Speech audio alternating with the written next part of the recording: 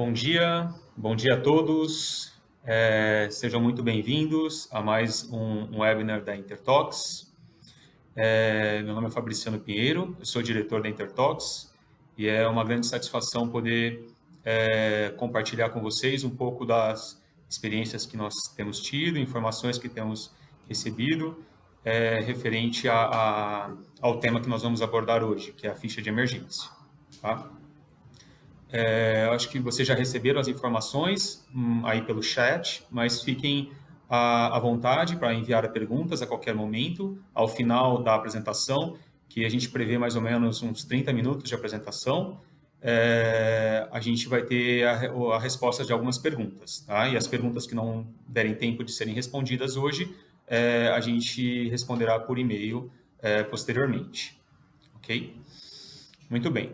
Vamos dar início, então, à apresentação. Então, devido, né, obviamente, e vocês devem estar acompanhando isso, né, de perto, a grande maioria, devido às mudanças na legislação de transporte terrestre de produtos perigosos, né, resíduos também se encaixa, né, produtos e resíduos perigosos no Brasil, com a nova resolução 5848 da NTT, esse documento, a ficha de emergência, né, ela teve uma grande alteração, né, referente a esse documento.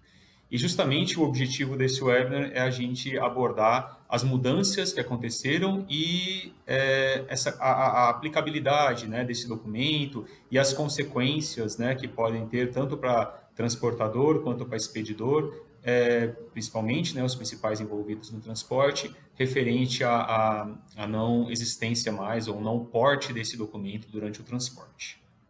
Okay? Bom, a agenda prevista para hoje é essa daqui. A resolução, a gente vai falar sobre a própria resolução da NTT, né? Logicamente no que se refere à ficha de emergência, envelope para transporte, e a desobrigação do porte da ficha de emergência. A gente vai falar alguns artigos que são específicos e que nos trazem uma preocupação, que remete ao transportador, expedidor, contratante, destinatário e fabricante, que devem apresentar informações em caso de emergência. Também a questão do expedidor, que deve disponibilizar informações de segurança do produto transportado em caso de emergência. E aí vamos conduzindo para a aplicabilidade e função da ficha de emergência, legislações que ainda exigem a ficha de emergência, né? E a atualização e continuidade da norma ABNT-NBR 7503, que é justamente a norma que aborda esse documento, né? Que traz o modelo para a elaboração desse documento. Aqui a gente consegue entender um pouco do histórico, né, dos decretos e resoluções publicados e que impactam aí no regulamento para o transporte rodoviário de produtos perigosos. Então, se a gente observar aqui, a gente tem inicialmente esse decreto 96044 de 88, ele aprova o regulamento para o transporte rodoviário de produtos perigosos. Então, o regulamento é aprovado por esse decreto.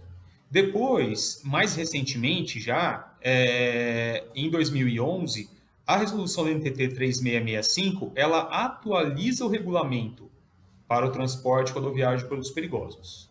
E a última, que é a resolução 5848 de 2019, ela também atualiza o regulamento para o transporte rodoviário de produtos perigosos. Então, perceba que aqui é importante até uma informação que o decreto inicial, o 96044, que aprova o regulamento, ele nunca vai deixar de existir, né, nessa sequência aqui que a gente está verificando. O que acontece é só a atualização do regulamento pela resolução inicialmente 3665 e depois pela 5848, que é a que está em vigor agora. Tá? Então, isso aqui é uma coisa importante. A gente sempre tem que remeter, então, a esse decreto também, o 96044, porque ele quem aprova e as outras resoluções só atualizam o regulamento. E essa resolução última, de junho de 2019, no seu artigo 48, diz, né, traz essa informação, que essa resolução entra em vigor 180 dias após sua publicação, que finalizou, né, esses 180 dias no dia 23 de dezembro de 2019. Ou seja, a resolução 5848 está totalmente em vigor, tá? E a 3665 deixa de existir, né? Deixa de ser referência para nós. Então, a ficha de emergência, ela era um documento, né, exigido para o transporte rodoviário de produtos perigosos. E justamente existe uma seção, né, que é assim que é dividido o regulamento, que fala da documentação. Isso já existia na resolução 3665 e na 5848 não é diferente. Tá? Então, essa seção 5 da 5848 fala da documentação. E aqui a gente consegue observar que, no artigo 23, para fins desse regulamento, veículos e equipamentos contendo produtos perigosos só podem circular nas vias públicas acompanhados dos seguintes documentos. E aqui vem os documentos. Então, no caso de transporte a granel, a gente tem lá o CTPP ou CIPP, né, que até teve uma nomenclatura nova agora do CTPP, ou o CIV, né, e o CIV, na verdade, né, que são para... relacionado a todos a granel, para fracionado nós não temos esses certificados. O documento para transporte de produtos perigosos, o que é esse documento? Isso aqui sempre gerou um pouco de dúvida, né? Para quem leu a nova resolução, às vezes ficava em dúvida, meu, esse documento é o quê? Que documento é esse? E, na verdade, é o antigo documento fiscal, tá? Que a gente assim denominava, né? O documento fiscal, que normalmente é a própria nota fiscal, mas conforme a própria resolução traz, esse documento para transporte de produtos perigosos pode não ser somente a nota fiscal, mas N outras opções que ele dá lá como sendo possível de ser entendido como o documento para transporte de produtos perigosos. Então, a gente tem que ir meio que se familiarizando com essa nomenclatura, não vai mais se falar em documento fiscal, mas sim documento para transporte de produtos perigosos. A declaração do expedidor, que eu acho que todos conhecem bem, é aquela que vem já pré-definida, né, na 5232, que traz já, que fala sobre a estiva, né, que tem que estar condicionado, que é obrigatório estar no documento para transporte de produtos perigosos, e outros documentos ou declarações, que aqui nós temos, por exemplo, declaração de segregação de carga, né, porque agora não tendo mais a ficha de emergência, onde você vai falar as incompatibilidades ou segregação de carga previstas na 14619. Né? Então, se tem alguma incompatibilidade, alguma questão, você vai ter que informar numa declaração à parte, caso você não tenha mais a ficha de emergência. Né? Declaração para algumas provisões especiais, como está aqui, exemplo, a 373, a 378, que são declarações exigidas quando o expedidor está transportando esse tipo de número ONU que tem essas provisões. Percebam, e se encerra por aqui. Tá? Nós não temos mais nenhum documento aqui descrito. Então, com isso, a gente conclui que realmente foi extinta a ficha de emergência e envelope para transporte. Tá? Porque era justamente nesse artigo que vinha citando esses documentos. Tá? E aí, reforçando, além de deixar, né, além de excluir daqui da 5848, também foi excluído da 5232, porque existia isso lá, né? A ficha de emergência e envelope para transporte estava descrito na 5232. E aqui nesse artigo 47 da 5848, ele deixa bem claro que foram excluídos estes itens todos aqui. Todos esses itens tratam justamente da exclusão dos documentos ficha de emergência e envelope para transporte. Ok? E aqui é só reforçando que esse artigo 47 aqui e o 46 já entraram em vigor lá em 25 de junho, né, atualizando a resolução 5232, e depois o artigo 50 diz que revoga-se as outras resoluções, que era a 3665 de 2011 e essa 3762 e 3886, ambas de 2012, que eram pequenas atualizações da 3665. Ou seja, passado o prazo de 180 dias, que aconteceu 23 de dezembro de 2019, nós não temos mais como referência a 3665, passamos a ter somente e na íntegra, na sua totalidade, a resolução NTT 5848. Muito bem. Então, pessoal, não tem mais discussão, tá? Eu percebo que às vezes muitas pessoas, principalmente lá na comissão de estudos da BNT, do CB16, muitas pessoas vêm ficam alegam, né? Muitas pessoas alegam que, poxa, mas por quê, né? Vamos reverter isso, vamos voltar, realmente está extinta, né? Como que foi essa decisão, tudo? E de fato, a gente está extinta, não existe mais a obrigatoriedade da ficha de emergência em envelope para transporte, e isso está claramente descrito na 5848 e os prazos aqui que fizeram ela entrar em vigor, ok? Aí vem as perguntas sempre, né? Poxa, mas qual foi o contexto? Qual a justificativa da exclusão da ficha de emergência, né? E do envelope? Vamos focar mais na ficha de emergência. Gente, de fato, essa resposta, quem tem, obviamente, ela, né? Quem pode melhor dizer ela é a coordenação da NTT, que decidiu por essa exclusão, ok? O que eu vou tecer aqui é algumas informações que nós acompanhamos durante o processo, né, de atualização, de consulta pública, e que nos foi transmitido também pela NTT, ok? Então, o que nós temos? Primeiro, houve uma consulta e uma audiência pública da resolução em 2008. Então, lá em 2008, teve um período de consulta pública, depois houve uma audiência pública que aconteceu. Isso tudo, a audiência foi final de 2018, começo de 2019. E destas informações, né, nessa consulta e nessa audiência pública, o texto que circulou constava a ficha de emergência e o envelope, né, constava. E a NTT recebeu na consulta e na audiência inúmeros comentários e sugestões, justamente com o intuito de excluir esses documentos. E aqui a gente consegue observar o seguinte, isso está público, tá, gente? Vocês conseguem pegar o resultado dessa consulta e da audiência pública no site da NTT. E aí nós tivemos que, basicamente, representantes de expedidores e transportadores fizeram alguns comentários do porquê excluir esses documentos. Então, teve alegação em função da inviabilidade ou ineficiência em acessar esse documento, né, a ficha de emergência, no caso de transporte de produto fracionado de dezenas de produtos perigosos. Ou seja, se você tem num caminhão, né, produtos fracionados ali, dezenas, você vai ter com dezenas, diferentes números ônus, você vai ter dezenas de fichas de emergência, né? Então, consequentemente, isso realmente traz uma dificuldade para esses casos específicos de transporte fracionado com muitos produtos perigosos, tá? No sentido de você ter a agilidade, a facilidade de acessar esses documentos e obter as informações de cada um dos produtos ali transportados. Uma outra alegação foi que não existe esse tipo de documento tão detalhado, né? Existem alguns outros com bem mais resumo ou mesmo padronizados em outros países. Então, é uma coisa brasileira, né?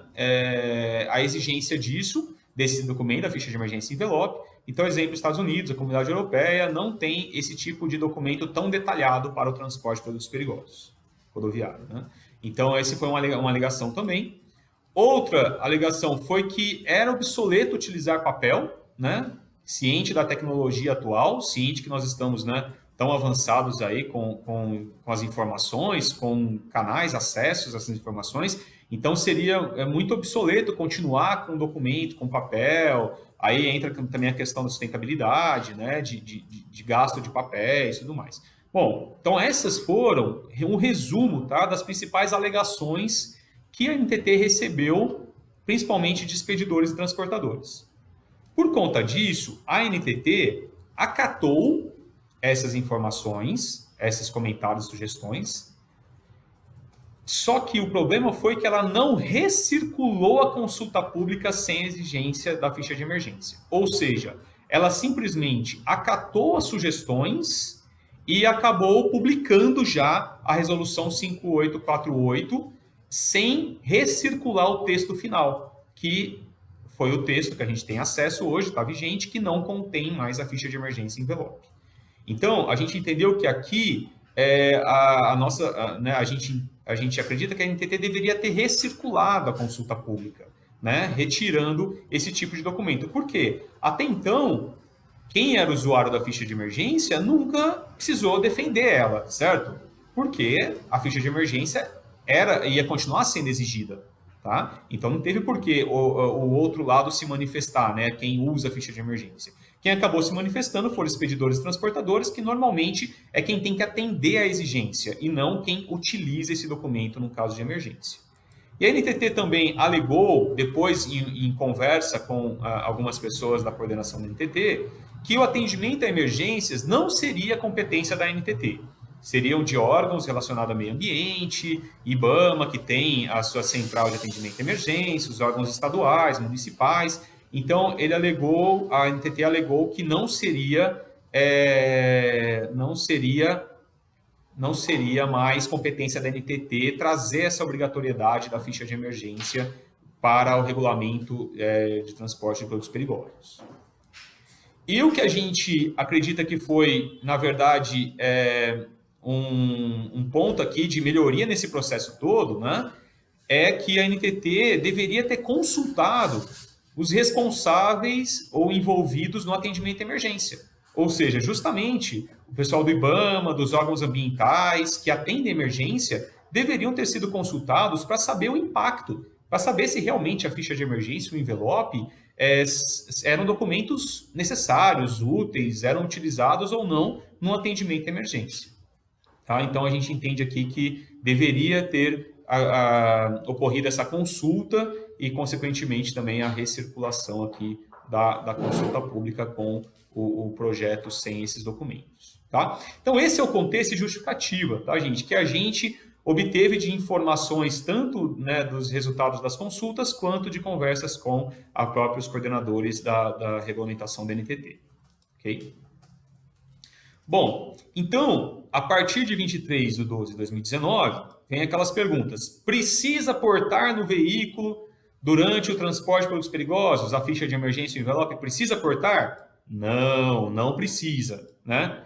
Será fiscalizada pela NTT e autoridades com circunscrição sobre a via, dentre elas polícias rodoviária, federal, estadual, até municipal, a CET e outros órgãos que são responsáveis aí, são autoridades com circunscrição sobre a via. Será fiscalizado esses documentos, ficha de emergência e envelope?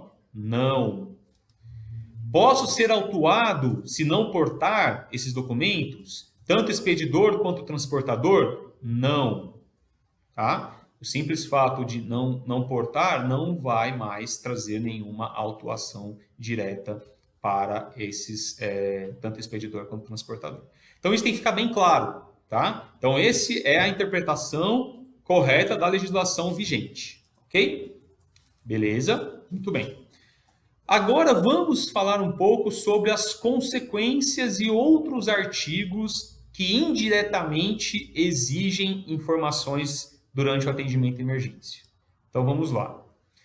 A própria 5848, no seu capítulo 3 aqui, artigo 25, descreve: em caso de emergência ou acidente, o transportador, expedidor, contratante, destinatário e fabricante de produtos perigosos devem apresentar as informações que lhe forem solicitadas pela NTT, pelas autoridades com circunscrição sobre a via e demais autoridades públicas envolvidas na emergência. Então, perceba que só num caso de emergência ou acidente, as autoridades que estiverem atuando envolvidas na emergência podem solicitar, né, esse tipo de informação, ok? E aí que vem a grande questão, né?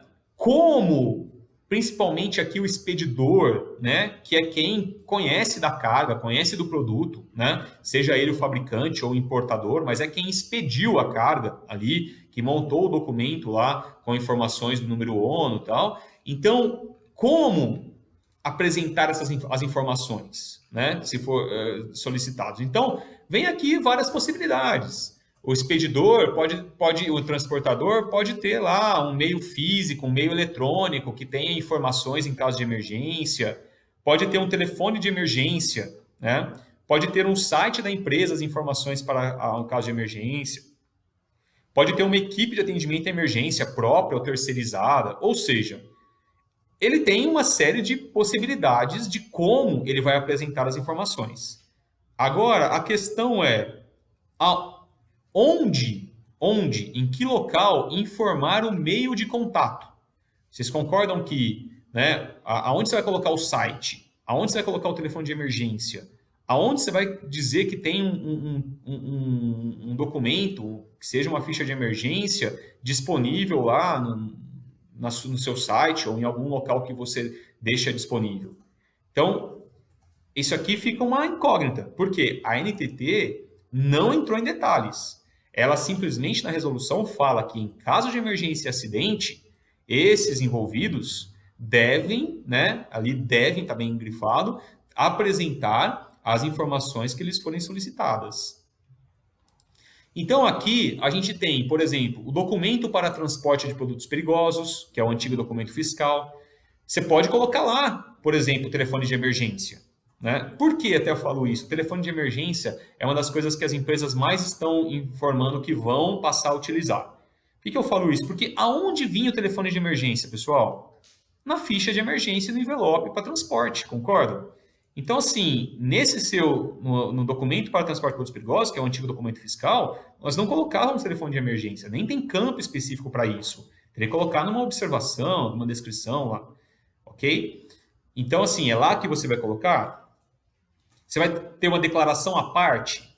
Você vai colocar um telefone no veículo, por exemplo, esse telefone de emergência no veículo, o site da empresa em algum lugar, nessa declaração. Então, assim, qual vai ser a sua decisão como expedidor ou transportador, né, da maneira como você vai apresentar as informações quando solicitadas? Óbvio, gente, que, assim, entende-se de novo que quem vai ser mais solicitado e demandado vai ser o transportador que vai estar ali no momento da emergência. Então, ele vai ser consultado, eu preciso saber que produtos estavam aí dentro, eu preciso saber o que você estava transportando, se tem alguma incompatibilidade, não tem, eu preciso saber alguma informação. E também o expedidor, né, que é o dono da carga. Né? Então, assim, esses dois certamente vão ser os atores aí mais demandados. Né?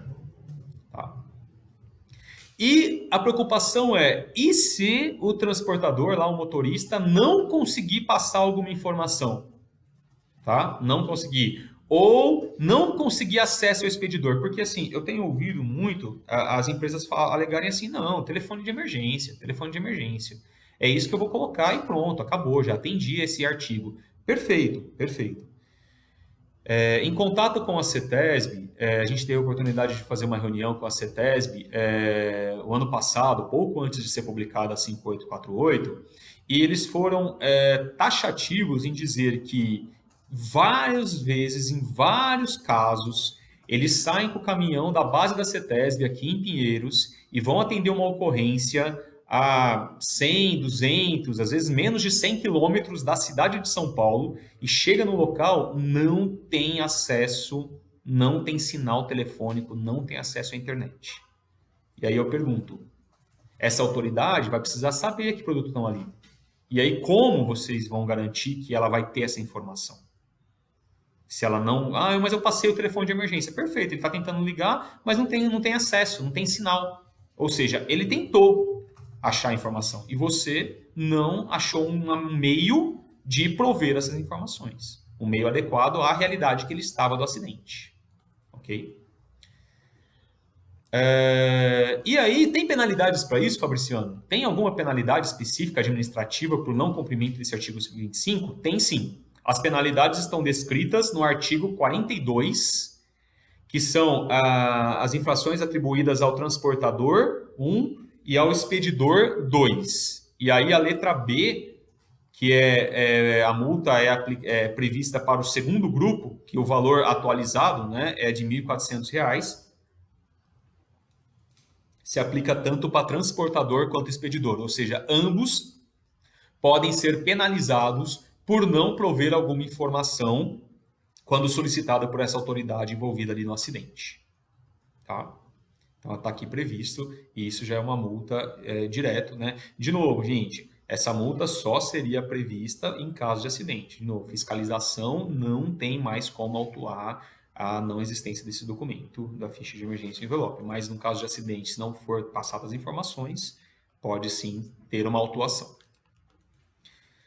Além do artigo 25, o artigo 29 também preocupa bastante, porque olha o que ele traz. Aqui é específico para o expedidor. O expedidor deve, aqui é o inciso 12, fornecer ou disponibilizar, sempre que solicitado, as informações de segurança do produto transportado, bem como as orientações sobre as medidas de proteção e ações em caso de emergência. Ou seja, é o mesmo raciocínio do 25, tá? Só que aqui ele deixa bem claro, né, que é o expedidor que conhece informações de segurança do produto. Então, ou seja, aqui vai ser certamente meios de combate, como evitar que aconteça uma poluição, os primeiros socorros, ou seja, informações de segurança daquele produto, os detalhes dos perigos, né, os sintomas que podem acontecer, né, detalhes de inflamabilidade, coisas que a gente já estava acostumado bastante a usar na própria ficha de emergência. E aí, de novo, vem como disponibilizar as informações de segurança? Como o expedidor vai garantir isso? Ah, mas é só em caso de emergências. Beleza, ok, tudo bem. E se acontecer emergência? Como você vai disponibilizar? Ah, tá aqui, ó, eu vou usar um desses meios. Ok, tudo bem, ok. Eu tenho lá uma equipe de atendimento de emergência, tem um telefone dedicado, beleza, ok, vou passar isso aqui, tá bom? Aonde você vai informar esse e-mail? Ah, vou informar no documento para transporte. Perfeito, tá ótimo. Você está atendendo esse artigo, tá? Aí vem a dúvida. E a preocupação, e o risco. E se não tiver sinal telefônico onde aconteceu a emergência? É interessante nesse aspecto, gente, porque a gente até conversou e debateu bastante com empresas que são até responsáveis por atendimento à emergência em outros países, tá? Nos Estados Unidos, por exemplo. E eles falaram que realmente lá não tem. E lá é obrigatório um telefone de emergência, é obrigatório. Mas por que não tem esse documento? Porque ele falou, não existe 1 quilômetro de rodovias nos Estados Unidos que não tenham um sinal telefônico ou internet. Então, assim, é a realidade brasileira? Gente, se a gente está falando que a CETESB comenta que no estado de São Paulo você não tem sinal telefônico a um raio de 100 km, 200 km da cidade de São Paulo, que dirá nos todos os estados brasileiros, rodovias federais, estaduais aí que cortam o país todo. Tá? Então aqui está a grande preocupação, tá? Em não conseguir atender isso. E aí, qual que é a penalidade para o expedidor se ele não atender esse artigo? Tá? Está lá, a equipe de atendimento de emergência, está lá, chega a tentar em contato com o expedidor, não consegue, ou seja, o expedidor não forneceu as informações que precisavam ali de ser disponibilizadas para atendimento de emergência. Aí a nossa preocupação é o seguinte, não está previsto na resolução da NTT. Diferente lá do artigo 25, o artigo 29 não tem multa, tá? Então não tem valor, multa administrativa. Qual que é a nossa preocupação? O não cumprimento desse artigo gerar um enquadramento, direcionar para o enquadramento na lei de crimes ambientais. Nossa, Fabriciano, será? Como assim, cara? Lei de crimes ambientais? Bom, olha o que diz a lei. Vamos para ela, então. Olha, preocupação de penalidades para o expedidor se houver esse enquadramento na lei de crimes ambientais. Olha o artigo 56 dessa lei de crimes ambientais. Produzir, processar, embalar, importar, exportar, comercializar, fornecer, transportar, armazenar, guardar, o quê? Substância tóxica, perigosa, nociva à saúde humana e ao meio ambiente em desacordo com as exigências estabelecidas por leis e regulamentos. O que pode implicar? Em pena de reclusão de 1 a 4 anos e multa. E qual que é a multa? A multa está prevista no decreto o 6514, que regulamenta a lei de crimes. E lá no artigo 64, que é o mesmo texto do artigo 56 da lei, que fala que a multa pode variar de 500 a 2 milhões de reais. Gente, não, isso aqui é muita viagem, Fabriciano. Não vai ser enquadrado nisso. Bom, você vê que você tem uma exigência como expedidor, certo? De atender essa disponibilidade de informações em caso de emergência, não tem? Então é uma exigência, concordam? Perfeito. E aí você chega e você não atende. Você está transportando e você está em desacordo com uma exigência estabelecida, ou seja, você não disponibilizou a informação de segurança daquele produto. Gente, a gente ainda não soube de nenhum caso, mas a gente acredita que possa enquadrar aqui sim. Por que a gente acredita? Porque esta lei e esses artigos já têm sido usados em alguns casos, por fiscalizadores. Por exemplo, o caso que a gente pode citar sempre, quando você transporta alimentos com produtos perigosos, tá? E não tem a segregação adequada, tá? E a proibição está prevista lá na NBR 14619. Então já teve aplicação desta multa tá? Dessa lei, desses artigos, e a multa com valores altos em função de transportes de fracionados, principalmente, com essas características de alimentos e produtos perigosos em contato. Ok? Bom, então como atender os artigos 25 e 29? Como atendê-los, né? O 29, o inciso 12. Então, olha só, o projeto de revisão da norma, a BNT-NBR 7503, que é justamente a norma de ficha de emergência, envelope, descreve a seguinte informação. Por que o projeto de revisão? Porque está tá em consulta pública nacional, desculpa, eu vou falar dele daqui a pouquinho.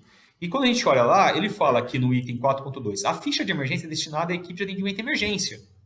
As informações de segurança do produto transportado, bem como as orientações sobre as medidas de proteção e ações em caso de emergência, devem constar na ficha de emergência para facilitar a atividade das equipes de atendimento em uma emergência. Ou seja, gente, já existe um documento, tá? Para justamente esses casos de emergência. E diz que os expedidores dos produtos perigosos são responsáveis por elaborar a ficha de emergência com base nas informações do fabricante ou do importador, tá? Então, pessoal, aqui é justamente o que está previsto lá. E, além disso, a gente também coloca essa questão, porque é o seguinte, quando você olha aqui, ó, quando você vem para o slide anterior, que ele fala, né, do artigo 29, ele fala fornecer e disponibilizar sem solicitado as informações de segurança do produto, bem como as orientações sobre as medidas de proteção em caso de emergência. Então, assim, fornecer e disponibilizar quais informações? É uma preocupação, vocês não concordam? Quais informações? E se o órgão ambiental começa a exigir informações, sabe, não sei, sobre, não sei, a pressão da bomba para fazer um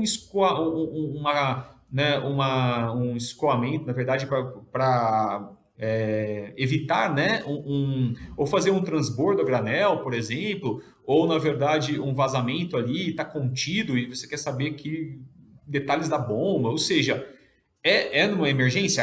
Tem produto vazando? Tem. Então, faz sentido pedir isso? Pode fazer sentido, né? Num órgão ambiental pedir isso, um bombeiro, um órgão ambiental e tal. E aí? Você vai fornecer esses detalhes? Então, assim, preocupa. Então, a gente entende que justamente esse documento, a ficha de emergência, já tem essa função, né, de prover as informações que entende-se como adequadas para uma situação de emergência.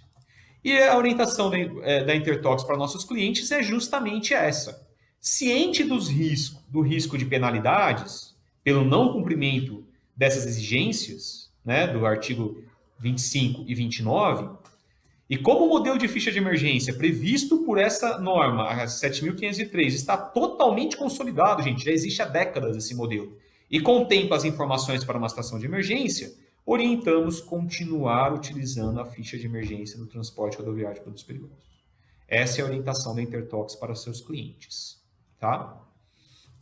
Expedidores, normalmente transportadores, porque, de novo, o artigo 25 pode impactar para o transportador, né?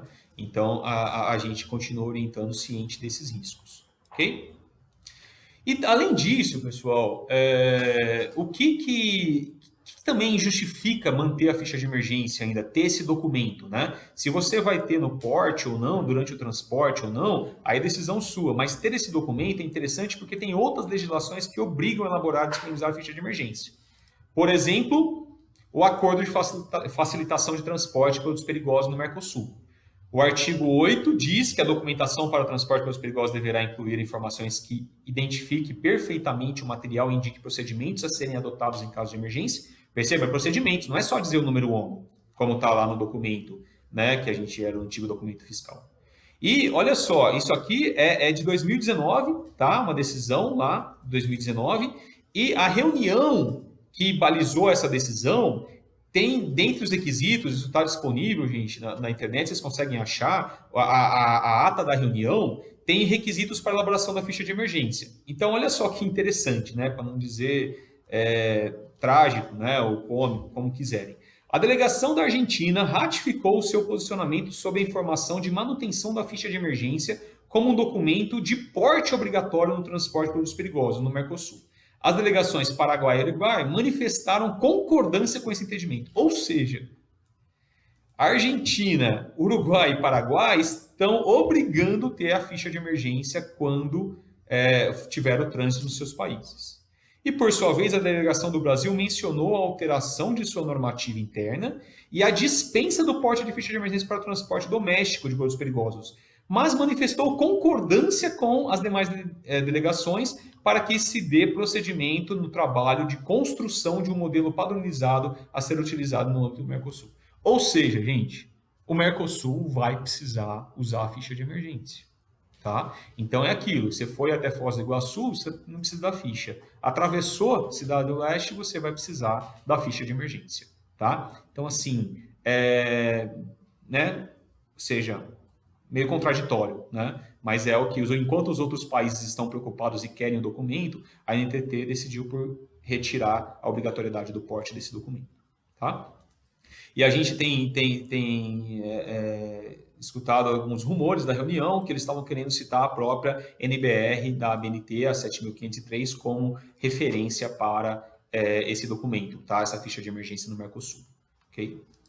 Além desse, tem também a NR29, Segurança e Saúde no Trabalho Portuário, Ministério do Trabalho e Emprego, né, que agora é uma secretaria, mas quando foi publicada, essa NR, a atualização dela existia no Ministério do Trabalho e Emprego. E ele diz, nesse item 2963, que do armador ou seu preposto, o que? É obrigação e competência, ficha de emergência da carga perigosa em português, contendo no mínimo as informações constantes no modelo do anexo 8. Qual que é o anexo 8? Pois é, gente. Exatamente o modelo que temos na NBR 7503. Tá? Atualmente vigente, né? Que está lá previsto para fornecer esse documento lá para a área portuária. Né? Ou seja, quem faria esse documento? Né? O responsável aí pela carga, certamente, né? Quem está importando o produto, quem vai receber esse produto, que conhece o produto, que tem a SDS normalmente desse produto, que vai fazer essa ficha e disponibilizar lá, ok? Então são duas outras legislações que obrigam a elaborar e disponibilizar a ficha de emergência, ok? Bom, e como está a questão do projeto de revisão da norma NBR 7503? Aqui tem um slide que mostra que ela está em consulta nacional, ou seja, nós tivemos reuniões no ano passado, foram 3, 4 reuniões, no qual nós rediscutimos o modelo da ficha de emergência, tá? A norma, e decidimos por atualizar essa norma. Tá? Não decidimos por não excluir, mesmo porque tem essas outras legislações, como eu acabei de citar, que falam da ficha de emergência, né? Que inclusive colocam como referência a própria ficha de emergência no anexo da 7503, então nós decidimos por atualizar. E então as modificações estão em consulta nacional e vão até dia 12/3, tá? Mais aí 15 dias aí de consulta nacional. Então, por favor, quem tiver sugestões, entra lá no projeto, dá uma olhada, vê possíveis mudanças e sugestões para que a gente discuta e verifique a pertinência de alteração do projeto atual. E só trouxe aqui 2 pontos bem importantes, alguns pontos bem importantes desse novo projeto de revisão, tá? Que está em consulta e vamos ver se vai ser aprovado. Primeiro ponto, esse item 4.4, a ficha de emergência deve fornecer informações sobre o produto perigoso em 6 áreas, que são aquelas áreas que nós conhecemos, tá? Aquelas já 6 áreas do documento já que a gente tem da norma vigente. Essas 6 áreas devem ser separadas claramente, os títulos devem ser apresentados em destaque, mas olha só que interessante isso aqui, que vem totalmente ao encontro de muitas solicitações e reclamações de fiscalizações inadequadas e tudo mais. Olha só, essa norma permite flexibilidade para adotar diferentes sistemas de edição, layout e transmissão de texto. É livre a formatação dos títulos e textos, como fonte, tamanho, cor, maiúsculo, minúsculo, sublinhado, etc. Ou seja, não vamos ter que mais nos preocupar com layout. Ok? Isso é muito importante. E aqui, a norma, esse projeto de revisão está propondo um modelo opcional, não é mais obrigatório, de ficha de emergência apresentado na figura A1, que é aquele que a gente conhece, da bordinha lá, com as dimensões todas, então vai passar a ser opcional, e também foi colocado um anexo B, que também é opcional. Então, ó, só para vocês terem uma ideia, aqui está na consulta nacional, que vocês podem acessar lá no site da BNT, a 7.503, que traz o próprio anexo A da ficha de emergência, que é aquele modelo que a gente conhece, só que perceba a grande diferença, é informativo, não é mais normativo. E não tem mais milímetros, não tem mais tamanhos, tá? Só tem as divisões aqui. Por que a gente manteve praticamente o mesmo layout? Para quem já tem a ficha e quiser fazer, mantém o mesmo layout, continua fazendo, continua utilizando, ou seja, não trazer nenhum impacto para quem quiser já manter esse documento, ok? E para quem quiser criar uma nova ficha de emergência, tá? Do novo produto e tal, olha só o anexo B, que é informativo, sequência de áreas e informações da ficha de emergência. A sequência das áreas e informações da ficha de emergência são apresentadas nesta ordem. E aí vem as 6 áreas com as informações em cada área. Só que percebam que vai poder ser um texto corrido. Se você quiser colocar, então, 3 páginas do texto corrido com as informações, colocando cada tópico aí como está aqui, você vai poder fazer, ok?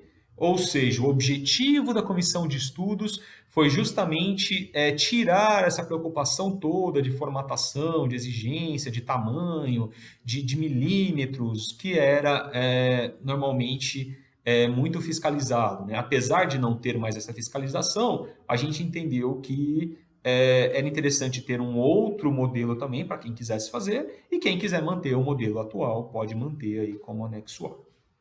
Ok? Perfeito, pessoal? Muito bem. Então, basicamente, essas são as informações, tá? Que a gente trouxe aqui para vocês, no sentido de ilustrar, né, como que está essa questão relacionada aí à exigência da ficha de emergência, né, a sua obrigatoriedade e a sua aplicabilidade, né, e os riscos, né, do não cumprimento. Então, esperamos ter sido bastante ilustrativos, tentamos pegar todo o contexto, tá? Todas as situações possíveis, analisar todos os riscos aí envolvidos, para que vocês tivessem o máximo de informações possíveis e pudessem decidir o que a empresa vai seguir, o que ela decide, o que ela vai optar, tá? Então estão aí as opções, né? E outras também que não estão aí, esses são alguns exemplos. Então, requer agora a empresa, cada um, avaliar isso junto à diretoria, junto às suas áreas, né, envolvidas com o transporte, para decidir qual o modelo mais adequado, né, qual é a forma de garantir com que essas informações vão ser transmitidas. Ok? Muito bem. Vamos para algumas perguntas? Vamos? Passei um pouquinho, deu 40 minutos, né, até agora de apresentação, mas vamos mais algumas perguntas aqui para a gente tentar esclarecer algumas dúvidas, né, que o pessoal tá colocando aqui, tá? Então, aqui tem uma pergunta da Dayana Costa. A NBR 7503 não alterou, ou seja, continua exigindo a FE para transporte. Não estaria em desacordo com a NTT 5848? Então, como eu comentei com vocês, a partir do momento que a 5848 extinguiu totalmente a citação de ficha de emergência da própria norma NBR 7503, na verdade, não está em desacordo, você só não precisa mais ter esse documento, ok? E a gente está mantendo a norma justamente para as empresas que quiserem utilizar, ainda continuar utilizando e também atender as outras legislações como foi descrito aqui. Outro ponto, a NTT 5848 não cita a FE, porém cita documento para transporte de produtos perigosos, contendo as informações relativas ao produto transportado. Isso por si só não seria a FD? Não, gente, não é a FE como eu comentei lá. Esse documento para transporte de produtos perigosos é justamente o antigo documento fiscal. O que mais? Aqui, a ficha é obrigatória para qualquer produto ou apenas para o perigoso? Uma pergunta da Adriana. Adriana, a própria revisão da norma vai deixar bem claro que é somente para o perigoso, tá? Então, em situações de emergência, também você vê que toda a resolução da NTT está voltada para produto perigoso. A legislação toda para produto perigoso. Então, disponibilizar as informações ou manter a ficha de emergência é somente para os perigosos, ok? Já faz um tempo que não existe mais aquela ficha tarja verde, não existe mais. Por mais que algumas empresas ainda possam utilizar, a gente não está mais citada na NBR 7503. e a gente até aconselha não utilizar mais a tarja verde, tá? Se você quiser usar ainda o modelo que está lá, tira as tarjas e coloca alguma coisa bem grande no título dizendo que é ficha para produto não classificado como perigoso, alguma coisa assim, para que não haja confusão se alguém for fiscalizar ou tiver acesso a esse documento em algum momento, ok? A gente tem aqui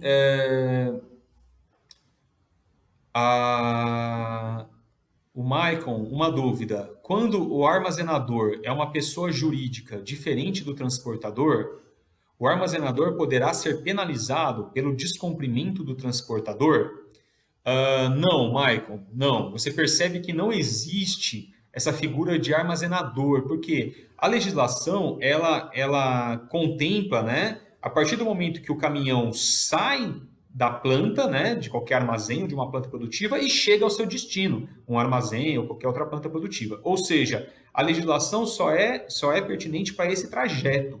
A partir do momento que entrou no seu armazém, esquece, não é mais essa a legislação que vai ser a ser atendida, né? Essa legislação não tem mais jurisprudência dentro das plantas ou dos armazéns, é somente nas vias, tá? De transporte, ok? Aí, obviamente, vai entrar as normas regulamentadoras do Ministério do Trabalho e Emprego, tá? Que aí vai exigir lá se os planos de atendimento de emergência, pelo bombeiro também, ou a própria NR26, que também fala de sinalização, comunicação que traz o GHS, ou seja, outras informações aí que não do transporte, tá?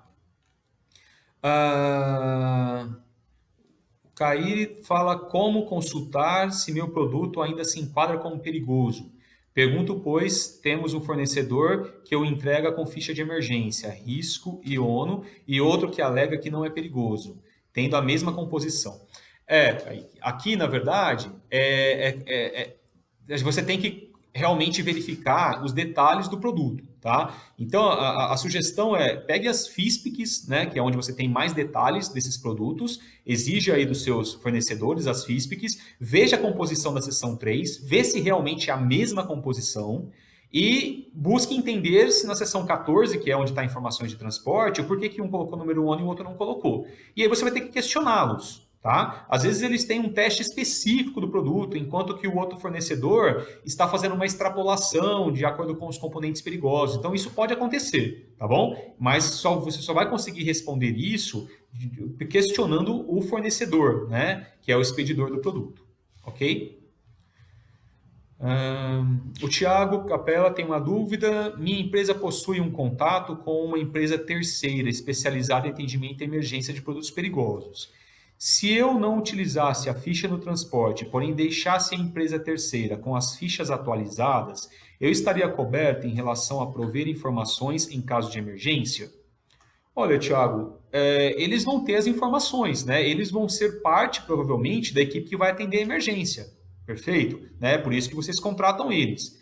Eu acho que a grande preocupação, Thiago, talvez seja, acontece um acidente, essa equipe de atendimento talvez demore para chegar no local, ou quem vai acionar essa equipe, né? Então vem a pergunta, então aconteceu no lugar, quem normalmente chega primeiro é o policial rodoviário, ou se é concessionária, a rodovia quando tem concessionária, a própria concessionária chega e vai ligar para os contatos. Então aí vem, beleza, eu vou ligar para uma equipe de atendimento que eu deixei o telefone lá. E se não tem sinal, né? Essa é a grande preocupação. Quem vai atender a emergência talvez seja a própria equipe ali que provavelmente aciona uma CETESB inicialmente, não sei exatamente, né? Ou o bombeiro da própria cidade ali perto, né? Então, assim, eu acho que a sua conduta está correta em deixar as fichas com a equipe. Agora resta saber se você vai ter certeza que sempre essa equipe será acionada no caso de emergência, né? Ou seja, se pode acontecer em alguma situação onde não chegue para ele o acionamento e outras atendedores de emergência estejam lá precisando da informação, ok? A Kelly pergunta, só é necessário o fornecedor das informações no caso de emergência? Só é necessário o fornecimento de informações no caso de emergência, correto? Isso mesmo, Kelly. Exatamente isso. Só no caso de emergência, é isso que está bem claro naqueles dois artigos, o 25 e o 29. Informações de segurança, tá? Informações para atendimento à emergência. Porque a informação do número ONU, né, informação não aplicada para embarque, isso já é obrigatório no documento para transporte de produtos perigosos, né, o antigo documento fiscal. Ok? A Silvia pergunta, no caso de transporte marítimo, o responsável por fornecer a ficha de emergência em português é aplicável apenas ao transporte nacional, cabotagem, ou também no internacional? Então, transporte marítimo não é bem o foco aqui, tá, Silvia? Mas a responsabilidade de fornecer a ficha de emergência em português, eu estou achando que você está se baseando no NR29, certo? Porque ainda se enfatiza em português, né? Então, você vê lá que ele trouxe na informação que a responsabilidade, né, é tanto do... Vamos voltar aqui. É tanto do armador ou seu preposto, tá? De fornecer esse documento. Eu acho que é dessa legislação que você está falando, então seria para isso. A legislação de transporte marítimo, ela não exige ficha de emergência, tá bom? Não exige. É só o rodoviário que exige a ficha de emergência, tá bom?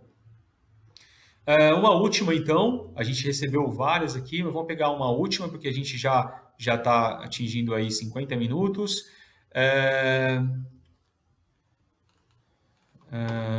Você acredita que eles possam rever essa legislação logo? É uma dúvida da Sara. Já que não houve a consulta a quem compete o atendimento à emergência? Olha, Sara, é um bom questionamento. A gente tem conversado bastante via o próprio Comissão de Estudos da BNT, o CB16, lá que fala transporte de cargas perigosas. A gente tem conversado bastante com os órgãos de atendimento à emergência. E alguns deles estão pressionando, estão entrando em contato com a NTT e questionando essa preocupação. Por exemplo, semana passada eu estava aqui na CETESB, na reunião da subcomissão de transporte de acidentes, transporte de cargas perigosas da região metropolitana de São Paulo, que quem é responsável é a CETESB, né, leva à frente. Nós discutimos esse tema e a CETESB ficou de levar esse assunto para a comissão central, né, que é do estado de São Paulo, e essa comissão central provavelmente fazer um questionamento NTT relacionado a talvez voltar atrás dessa decisão, tá? Mas o que está hoje é isso. E em conversas com a NTT até no final do ano, eles alegaram para a gente que eles não estavam sendo questionados pelas equipes de atendimento à emergência quanto a essa desobrigação da ficha de emergência. A gente percebe, Sara, que no final as empresas ainda estão se conscientizando disso. Tem muito órgão ambiental que ainda não sabe dessa nova desobrigação. Tá? Então a gente ainda não sabe. Existe a possibilidade sim, mas eu acho que isso vai depender da pressão feita pelos órgãos de atendimento à emergência. E você também coloca a FISP que substitui a ficha de emergência no caso de algum acidente. Olha só, a gente não recomenda, Sara, principalmente porque a FISP ela é um documento bem mais amplo, só que ele não é focado em emergência. Você até tem lá o campo de vazamento na seção 6, por exemplo. Você tem disposição final na seção 13, primeiros socorros na 4. Só que, por exemplo, você não tem raio de isolamento. Ninguém coloca isso numa FISP, tá? Você não tem isso. Você também não tem algumas coisas relacionado a transbordo, por exemplo. Você não tem nada disso, tá? Na FISP. A FISP não traz essas informações. Então, e aí eu não sei se o seu objetivo era talvez usar a FISPIC e ter o porte da FISPIC durante o transporte. A gente também não recomenda, principalmente porque a FISPIC, em vez de uma página que tem a ficha de emergência, ela tem 10, 12 páginas. Imagina se você tem uma carga fracionada aí com 10, 15 ou dezenas de produtos perigosos e ter que transportar todos esses documentos. Então, a gente acha que não é o adequado. Por esses motivos, né? A FISP não é um documento focado em emergência e você teria, assim, algumas informações que não estão previstas ali. Ok? Perfeito? Pessoal, acho que atingimos aí um tempo, né, adequado que a gente considera, né, para esse webinar. Esperamos ter contribuído bastante aí com o dia a dia de vocês, as dúvidas, né?